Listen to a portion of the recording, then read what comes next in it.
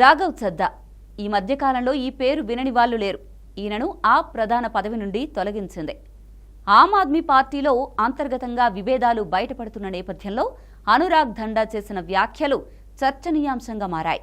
ఆయన పార్టీకి చెందిన ప్రముఖ నాయకుడు రాఘవ్ చద్దా బీజేపీ పట్ల మెత్తని వైఖరి అవలంబిస్తున్నారని ఆరోపించారు. ఈ వ్యాఖ్యలతో పాటు చద్దా విశ్వసనీయతపై కూడా సందేహాలు వ్యక్తం చేశారు.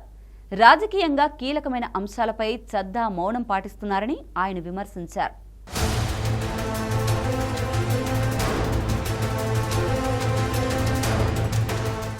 అనురాగ్ దండా తన విమర్శల్లో వ్యంగ్యాన్ని చెప్పారు. దేశాన్ని కాపాడాలా లేక సమోసాల ధర తగ్గించాలా అంటూ చద్దాపై విమర్శించారు.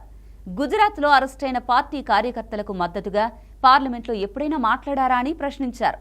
అలాగే పశ్చిమ బెంగాల్లో ప్రజాస్వామ్యంపై జరుగుతున్న దాడులపై స్పష్టమైన చర్యలు ఎందుకు తీసుకోలేదని నిలదీశారు.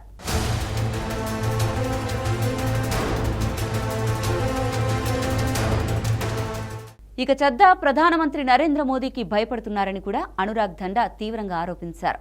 పార్టీ పోరాటాలకు దూరంగా ఉంటూ ముఖ్యమైన సమస్యలపై మాట్లాడడానికి వెనుకాడుతున్నారని అన్నారు.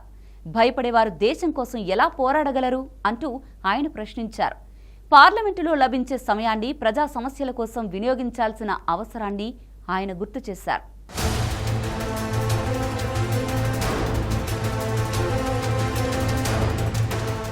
ఈ అంశంపై మరో ఆప్ నేత సౌరభ్ భరద్వాజ్ కూడా స్పందించారు. పార్లమెంట్లో ఉన్న పరిమిత సమయాన్ని గంభీరమైన సమస్యలను లేవనెత్తడానికి ఉపయోగించాలని అభిప్రాయం వ్యక్తం చేశారు.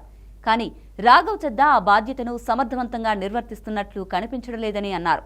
పార్టీ ఎంపీలు వాకౌట్ చేసిన సందర్భాల్లో కూడా చద్దా సభలోనే ఉండడం దేనికి సంకేతమని ప్రశ్నించారు.